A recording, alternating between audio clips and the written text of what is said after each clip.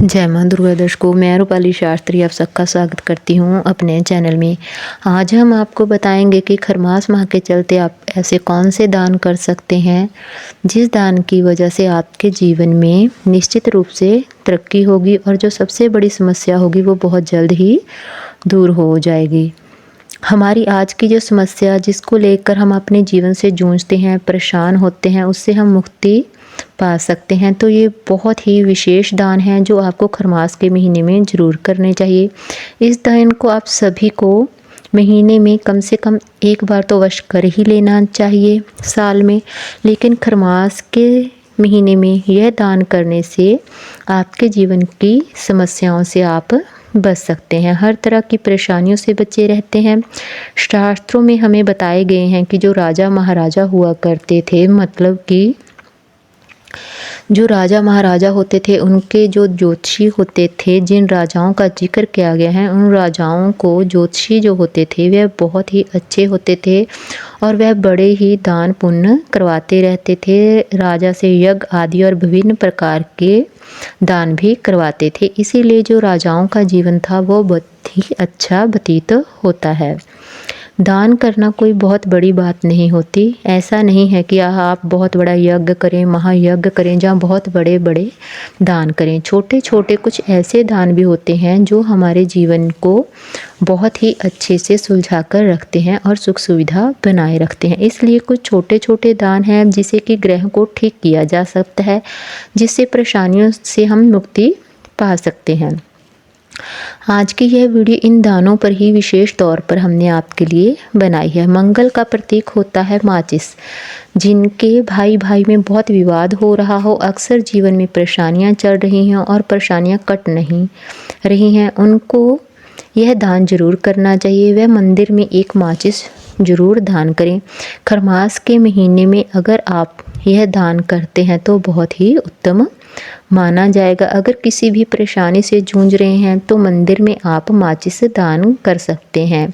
यह सारे जो दान हैं वह छुपाकर ही करने होंगे, किसी को बताकर नहीं करना है, क्योंकि जब आप किसी चीज़ का ढिंढोरा फोड़ देते हैं तो उसका प्रभाव वहीं समाप्त हो जाता है। क्योंकि दो ही चीज़ों के लिए दान होता है, एक तो आप अपने परलोक में सुख शांति के लिए या इहलोक में सुख शांति के लिए यह दान करते हैं। अगर आप यह कार्य नहीं करते हैं, बता देते हैं, तो आप लोगों को अपनी प्रतिष्ठा, अपनी जो प्रतिज्ञा है, क्षमता है, वह दिखाना चाहते हैं। तो इस कारण से जो चाहते हैं वह आपको इसी लोक में प्राप्त हो जाता है। इसलिए आपको दान का संपूर्ण फल प्राप्त नहीं हो पाता है।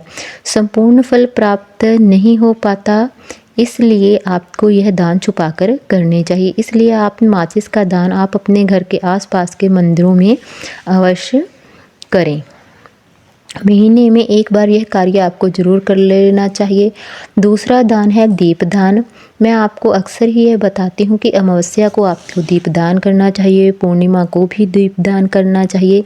इसी तरह खरमास का महीना बहुत ही महत्वपूर्ण माना जाता है। इसमें कोई शुभ कार्य नहीं किया जाता क्योंकि तारा डूबा हुआ होता है। इसलिए इस महीने में, पूरे महीने में अगर आप दीपदान करते हैं, दीप जलाते हैं, तो यह बहुत ही अच्छा रहता है। आपकी इच्छाएं पूर्ण होती हैं, ग्रह दोष शांत हो जाते हैं और सुख शांति का वास होता है और आपको मोक्ष की प्राप्ति होती है। आपके पितरों को भी मोक्ष की प्राप्ति होती है। एक चीज़ आपसे स्पष्ट बता देती हूँ कि दीपदान जो दान है आपको सारी परेशानियों से भी मुक्त कर देता है। सोमवार को आप बेल वृक्ष होता है उसके नीचे दीपदान कर सकते हैं। शनिवार को पीपल के नीचे कर सकते हैं। शनिवार को जो आप पीपल के नीचे करते हैं वह बहुत ही अच्छा दीपदान होता है। गुरुवार को केले के नीचे कर सकते हैं। ये सारे दीपदान आपको परेशानियों से मुक्त करते हैं और आपको मोक्ष की प्राप्ति कराते हैं। एक ऐसा दान जो आपको अवश्य करना चाहिए, किसी भी प्रकार की परेशानी से आपको मुक्ति दिलाती है। अमावस्या, पूर्णमासी और एकादशी, इन तिथियों को आपको दीपदान जरूर करना चाहिए। इन तिथियों को अगर आप दीपदान करते हैं तो आप गरीबी को दूर कर सकते हैं और मुक्ति पा सकते हैं। एकादशी के दिन आप पीपल के नीचे दीपदान अवश्य कीजिए। और दूसरा दीपदान होता है हनुमान जी के मंदिर में। इसलिए आपको हनुमान जी के मंदिर में मंगलवार और शनिवार को दीपक जरूर जलाना चाहिए और लौंग डालकर ही चलाना चाहिए। इससे आपकी परेशानियाँ, मुसीबतें धीरे धीरे कट जाती हैं, आपको बहुत ही ज़्यादा लाभ प्राप्त होता है। तो यह कार्य आप अवश्य ही कर लीजिए। तीसरा दान होता है नमक का।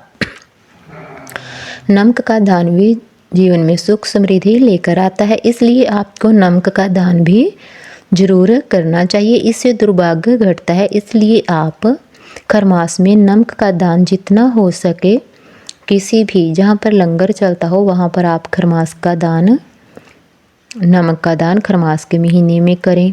यह दान आपको ऐसे ही किसी को नहीं देना होता है। जो नमक होता है वो लंगर के लिए ही आपको दान देना चाहिए। अगर आप यह दान करते हैं तो आपको निश्चित ही शत्रुओं पर विजय प्राप्त होती है।